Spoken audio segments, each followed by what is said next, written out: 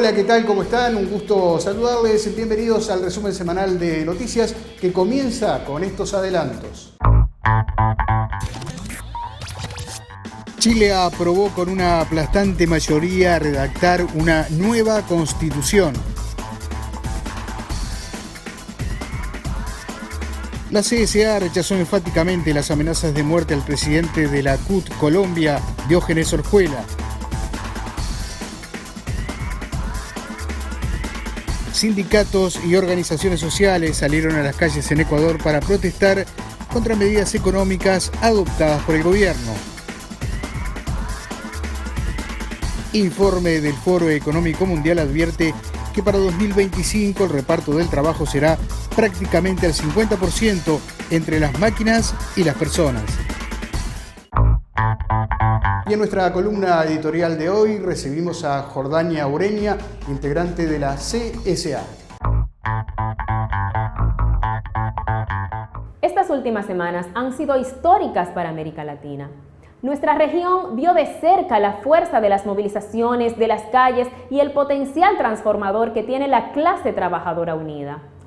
El histórico plebiscito en Chile representó uno de los mayores triunfos del movimiento social, surgido desde la juventud chilena y asumido por diferentes organizaciones, entre ellas nuestra central sindical afiliada. La ciudadanía de Chile logró poner fin a la constitución heredada por la cruel dictadura de Augusto Pinochet.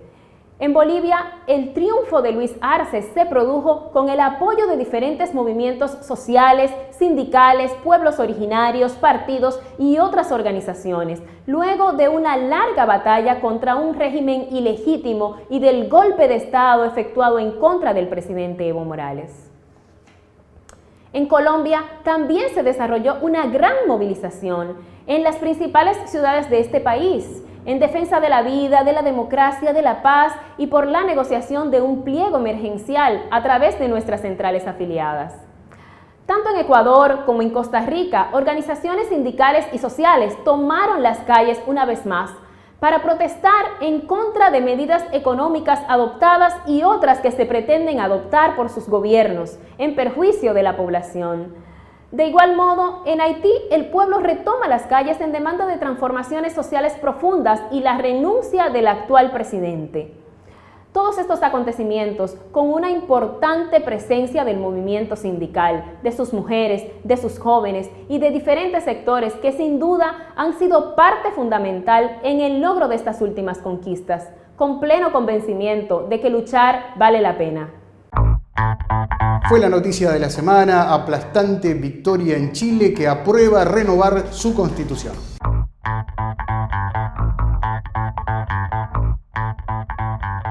Los chilenos decidieron este 25 de octubre por una aplastante mayoría del 77,9% reemplazar su actual constitución, redactada durante la dictadura de Augusto Pinochet, cuando se ha escrutado más del 60% de los votos en el histórico plebiscito surgido de las protestas de octubre de 2019.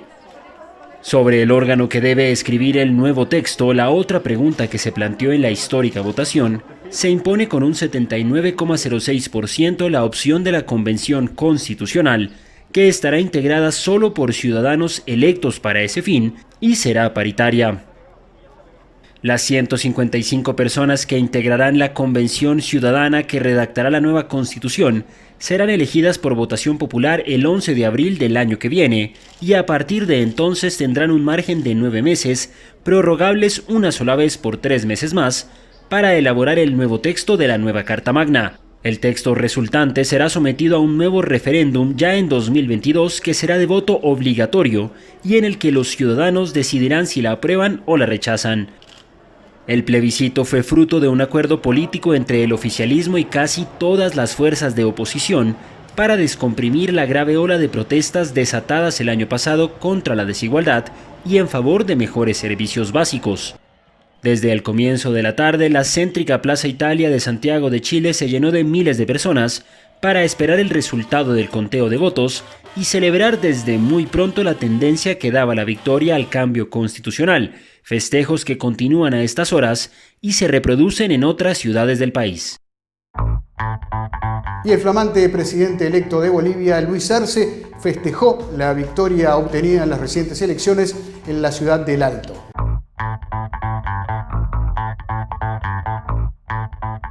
El presidente electo de Bolivia, Luis Arce, y la militancia del Movimiento al Socialismo Más celebraron su victoria electoral en la ciudad boliviana de El Alto, uno de sus principales bastiones políticos.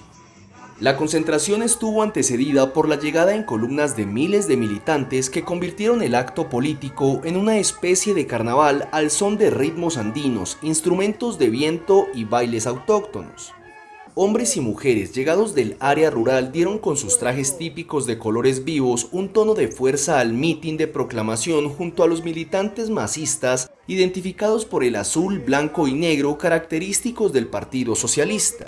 El Alto, la segunda ciudad más poblada del país con 1 millón de habitantes y predominantemente aymara, es considerada uno de los principales bastiones políticos del MAS y donde ha recabado una alta votación. El Tribunal Supremo Electoral proclamó ganador de la elección celebrada el pasado domingo al exministro de Economía del gobierno de Evo Morales con el 55,1% de los votos y sin necesidad de la disputa de una segunda vuelta. En segundo lugar quedó el expresidente Carlos Mesa con el 28,8% de los votos y el exlíder cívico Luis Fernando Camacho obtuvo el tercer puesto con el 14%. El expresidente Evo Morales podrá regresar a su país. La justicia de Bolivia declaró nula la causa por terrorismo y subversión.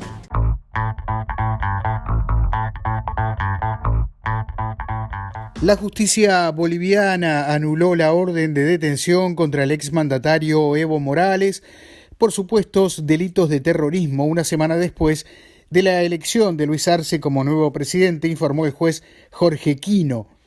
La orden de arresto contra el exmandatario fue levantada porque se vulneraron sus derechos, básicamente el derecho a la defensa, debido a que no se citó debidamente al expresidente, dijo Quino, presidente del Tribunal Departamental de Justicia de La Paz. La Fiscalía había imputado a Morales el 6 de julio por supuestos delitos de terrorismo y su financiamiento y solicitó su detención preventiva. Una primera orden de arresto por sedición y terrorismo había sido dictada en diciembre contra el expresidente. Nos vamos a Colombia, donde la CSA rechaza enfáticamente amenazas de muerte recibidas por el presidente de la Central Unitaria de Trabajadores de Colombia, como así también otros integrantes de organizaciones sociales.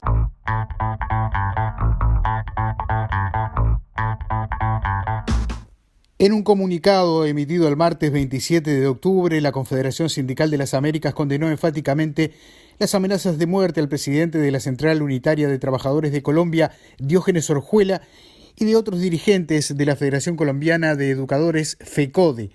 La CSA exige al gobierno del señor Iván Duque medidas efectivas para proteger la vida y la integridad de los líderes y lideresas sociales de Colombia, enfatiza el comunicado. Las amenazas de muerte de estos dirigentes ocurren en medio de múltiples movilizaciones en todo el país reclamando respuestas al gobierno a los graves problemas económicos y sociales que sufre el pueblo colombiano. Uno de los reclamos centrales está dirigido a poner fin a la ola de asesinatos de líderes sociales sin que se adopten medidas de protección y se investigue para poner fin a la impunidad, afirma el comunicado que llama a la solidaridad del sindicalismo internacional. Vamos ahora a Ecuador, donde sindicatos y organizaciones sociales protestan contra el gobierno por los planes económicos.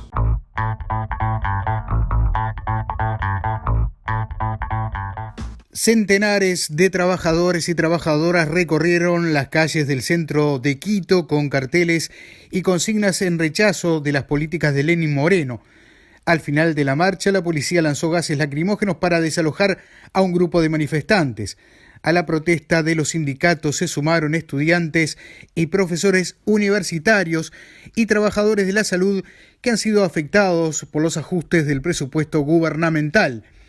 Las marchas se extendieron a otras ciudades del país. Los sindicatos y organizaciones sociales han calificado a octubre como el mes de la resistencia en conmemoración de las protestas del año pasado en rechazo a medidas de austeridad impuestas por el gobierno que paralizaron al país por casi 2 semanas. La crisis sanitaria también agudizó los problemas de liquidez de la economía dolarizada de Ecuador, por lo que el gobierno recurrió a un crédito con el Fondo Monetario Internacional y bancos chinos para sostener la actividad pese a las críticas de sindicatos indígenas y organizaciones sociales. La CSA emitió un comunicado donde señala que acompaña la movilización sindical en varias provincias de Ecuador en defensa del empleo, la educación, la salud y la seguridad social. Momento de hacer una pausa, ya venimos con más en este resumen semanal de noticias de la CSA.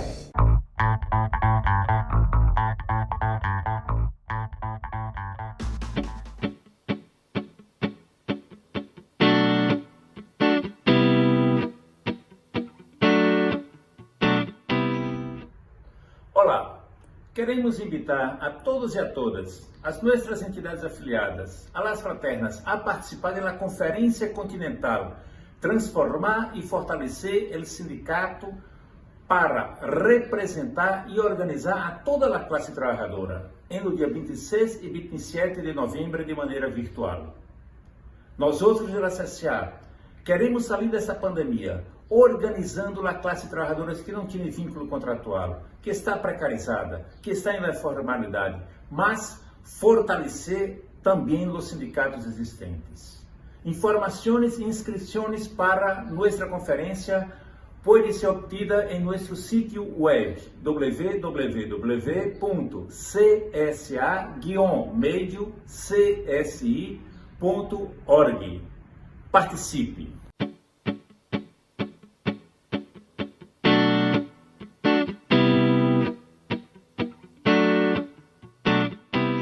Bem, nós sabemos que o modelo produtivo capitalista Nosotros sabemos que el modelo productivo capitalista viene sufriendo grandes cambios en los últimos tiempos a través de la llamada Cuarta Revolución Industrial. Pero además de la profundidad del cambio, es necesario que nosotros entendamos que esos cambios ocurren en una velocidad increíble. Esto ha generado más concentración de la renta, más trabajo precario a todos los trabajadores y trabajadoras en el mundo, especialmente ahora con los impactos de la pandemia por el COVID-19. Por esto, es fundamental que podamos debatir y prepararnos para esta nueva realidad. A esto se debe la importancia de la Conferencia Continental de la CSA. continental da CSA.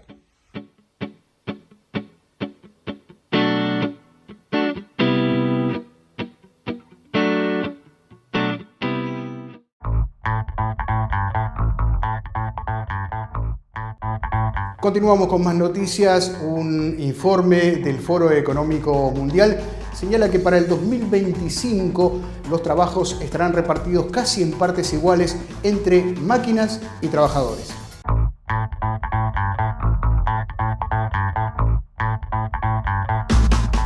Según las estimaciones del Foro Económico Mundial, para 2025 la tasa de automatización de la fuerza laboral será del 47% frente al actual del 33%, mientras que los empleos desempeñados por seres humanos representarán el 53%, muy por debajo del 67% actual.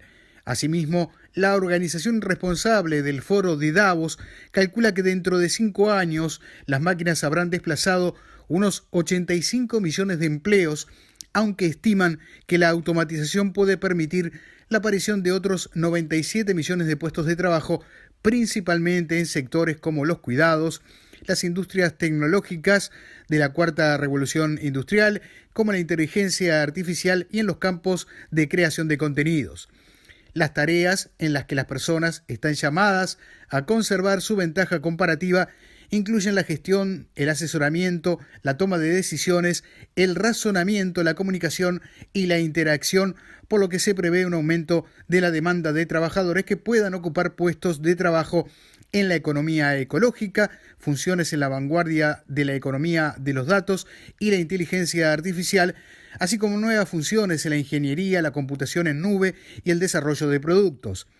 En este sentido, el estudio refleja que el 43% de las empresas encuestadas están dispuestas a reducir su fuerza laboral debido a la integración de tecnología, mientras que el 41% tiene previsto ampliar el uso de contratistas para trabajos especializados y un 34% prevé ampliar su fuerza laboral debido a la integración tecnológica.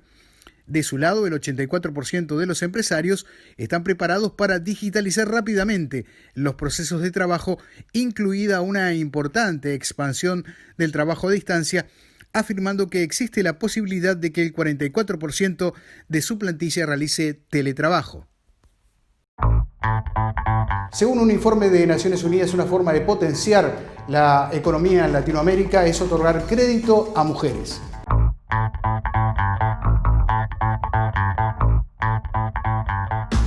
Necesitamos más inversiones y de mayor calibre, más allá del microcrédito, que es donde se encasilla siempre a la mujer. Necesitamos inversiones mayores para que los emprendimientos de las mujeres reciban ese capital que tanto necesitan. Yo no entiendo por qué, si la mujer es mucho mejor repagadora en los créditos bancarios, como se señala en todos los estudios, casi el 96% de los créditos que las mujeres reciban son repagadas, no nos ven como sujetos de crédito. Eso es algo que no me entra en la cabeza, pero está entre los estereotipos. Bueno, no le prestes a la mujer porque va a quedar embarazada, porque va a ser madre, mejor vamos a prestarle al hombre, que el hombre en promedio repaga su crédito en un 70%. Y vamos a hablar ahora de otra pandemia, la de las noticias falsas. Aparentemente Latinoamérica es la más afectada por la infodemia.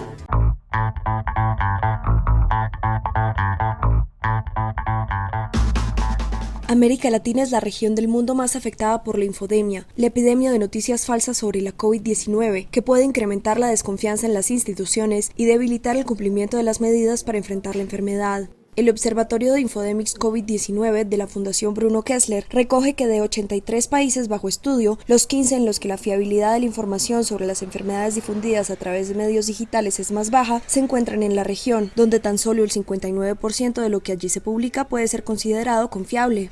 En países como Perú y Venezuela, la proporción de noticias confiables alcanza un dramático 25%, es decir, que solo 1 de cada 4 tweets, por ejemplo, responde a criterios de validación, corroboración de evidencia o con origen de una fuente rigurosa y fiable. Las cifras hacen parte del último informe Graph for Thought, donde la pandemia se encuentra con la infodemia, realizado por el Programa de Naciones Unidas para el Desarrollo, un análisis estadístico orientado a la reflexión, en donde se ve cómo la región, uno de los epicentros globales de la COVID-19, es también epicentro global de la infodemia. Luis Felipe López Calva, director regional de América y el Caribe del programa, explica que las personas usan la información disponible que hay por los altos niveles de incertidumbre, aunque la veracidad no está garantizada. Entramos a una pandemia que lo primero que genera son niveles muy altos de incertidumbre. Si algo las personas necesitan en este contexto es reducir los niveles de incertidumbre, ¿no? Y entonces están dispuestos a utilizar la información disponible. Y aquí volvemos al tema anterior, ¿no? Entramos en una situación en la que se ha vuelto muy barato difundir información. Los datos aportados por la Fundación Bruno Kessler, que analizó el organismo internacional, están basados en casi 520 millones de tweets, que constatan una enorme cantidad de información no confiable que los latinoamericanos reciben. Tefer Gebre, integrante de la Federación de Trabajadores Estadounidense, nos habla acerca de las próximas elecciones en el país del norte.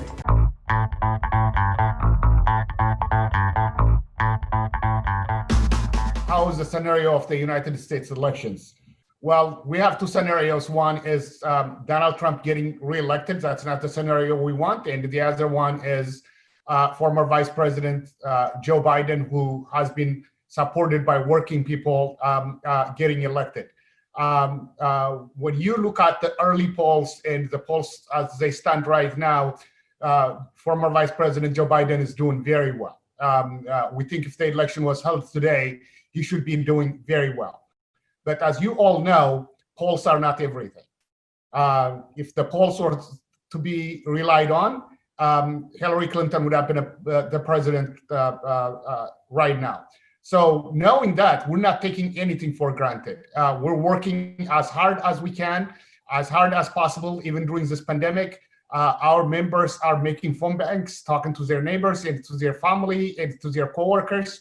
We're cranking up our worksite program, talking to our members at their workplace. And we are even lead dropping and knocking on doors, talking to people. So we're not taking anything for granted. But things look good as of now. It looks like the United States Senate is in play. There is a lot of implications in this election, not only for the president, but how the composition of the Congress looks like, how our state governments are being run, including governor's races.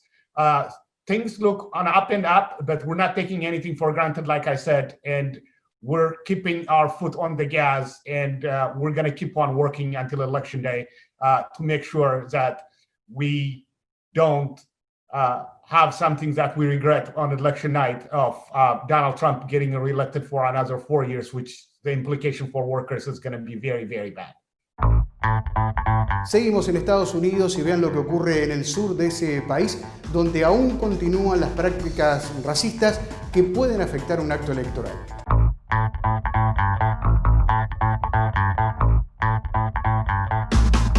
Han pasado 55 años desde que el activista de derechos civiles, el reverendo C.T. Vivian, fuera golpeado delante de las cámaras de televisión por el sheriff de Selma, James Clark, cuando protestaba contra la discriminación de los afroamericanos en las urnas. Pero las prácticas para arrebatar el derecho al voto a esta y otras minorías no han desaparecido, especialmente en el sur de Estados Unidos, donde las heridas del racismo siguen abiertas.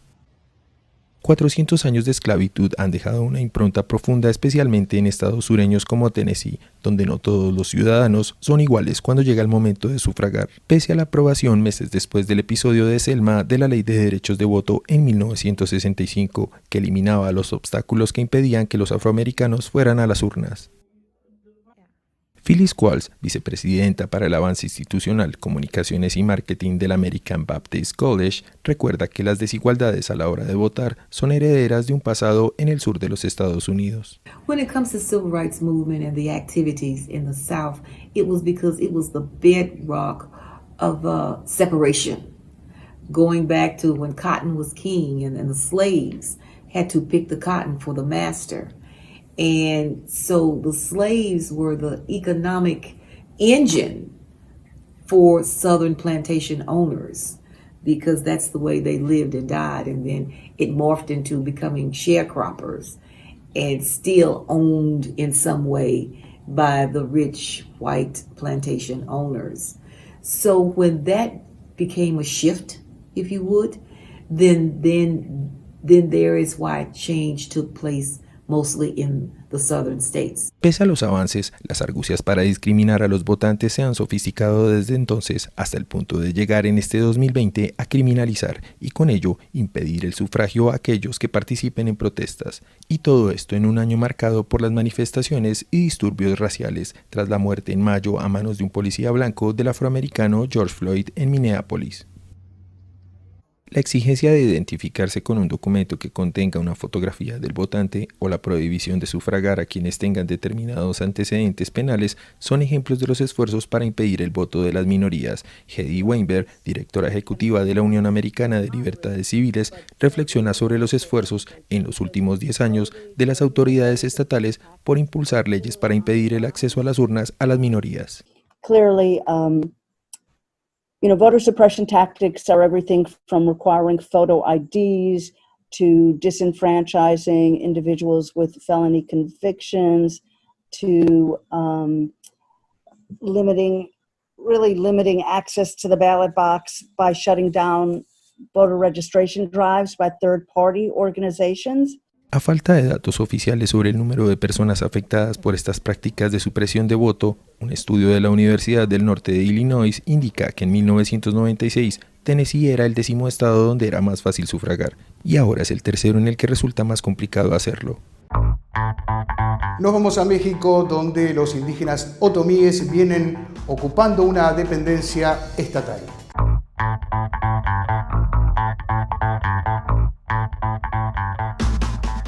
La comunidad indígena otomí, que reside en la Ciudad de México, decidió levantar la voz con la ocupación de la sede del Instituto Nacional de los Pueblos Indígenas del Gobierno Federal, una toma que cumple 12 días exigiendo vivienda digna, salud, educación y trabajo. Marisela, una de las 5 mujeres junto con un hombre que representan a la comunidad que ocupa el edificio, cuenta que la demanda por una vivienda digna lleva más de 2 décadas. Nosotros peleamos por una vivienda digna, y también peleamos por la salud, a la educación, que también tenemos derecho. No porque seamos pueblos no tengamos derecho a la educación. Entonces, pues como comunidad pues dijimos, no, pues ya basta, ¿no? de tanto lo que está pasando. Gilberto, otro de los representantes, señala que el gobierno capitalino no ha cumplido sus promesas y por ello al movimiento indígena no le dejaron otra opción que tomar las instalaciones para hacer visibles sus peticiones.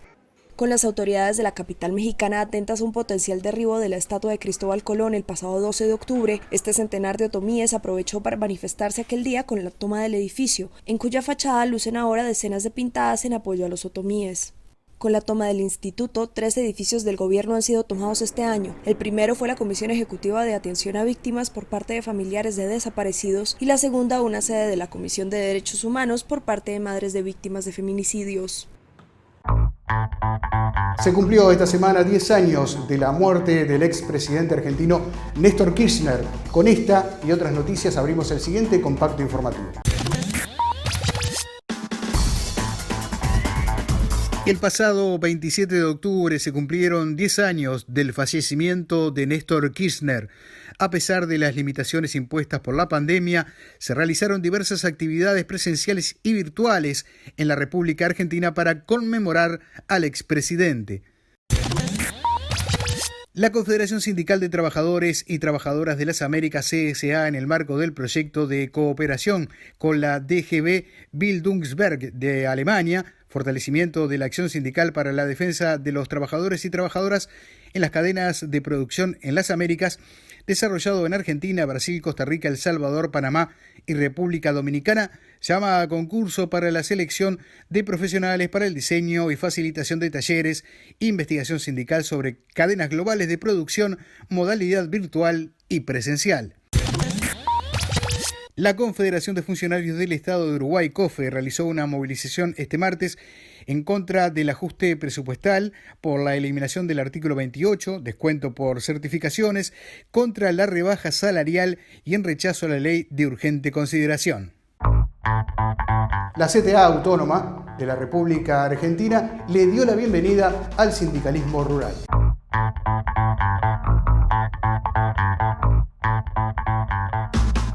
Con la participación de dirigentes y dirigentes de todo el país, además de funcionarios y legisladores, la CTA Autónoma le dio la bienvenida a la Federación de Trabajadores Agrarios de la Actividad Primaria. Nuestra historia de lucha nos trajo a esta central y venimos a construir fuerza para enfrentar a la oligarquía, afirmó Ernesto Ojeda, secretario general de la Asociación de Trabajadores Rurales y Estibadores y de la Federación. El acto virtual, con la coordinación de Daniel Jorajuría, secretario general de la CTA Autónoma, y Jorge Vera, de A3 FEDAAP, se realizó este 20 de octubre y además del valor simbólico de recibir a organizaciones con toda una tradición de lucha y compromiso en la defensa de trabajadores y trabajadoras históricamente postergados en el reconocimiento de sus derechos, sirvió para compartir ideas y proyectos en pos de poner en agenda la discusión de temas como la propiedad de la tierra, su extranjerización, el extractivismo y los agrotóxicos, los bienes comunes y la necesidad de poner en marcha un nuevo modelo productivo y de distribución de la riqueza en la Argentina. Bienvenida la FETAP a la CTA Autónoma. Gracias por todos y nos seguimos viendo en cada lucha, compañeros. Agua helada en la Luna, descubrimiento que conmociona a los científicos esta semana. Este es el informe.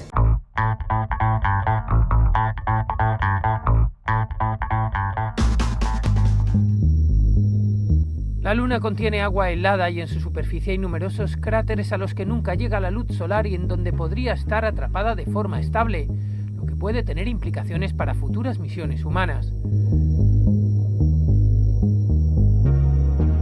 Según el estudio de la NASA, tienen señales inequívocas de detección de agua molecular en la Luna, mientras que aproximadamente 40.000 metros cuadrados de su superficie, de los que 40% están en el sur, tienen la capacidad de retener agua en las llamadas trampas frías.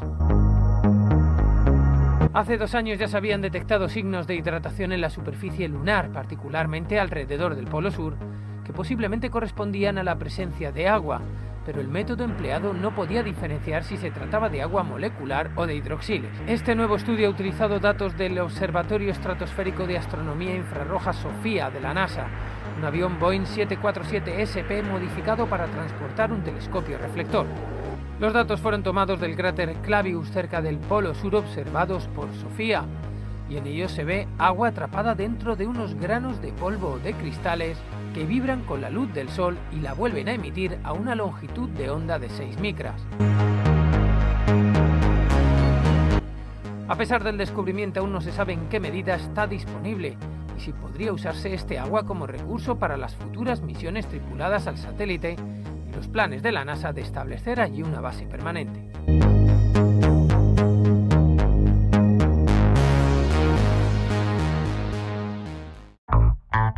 Soy José Sena, desde la sede continental de la CSA en Montevideo, Uruguay.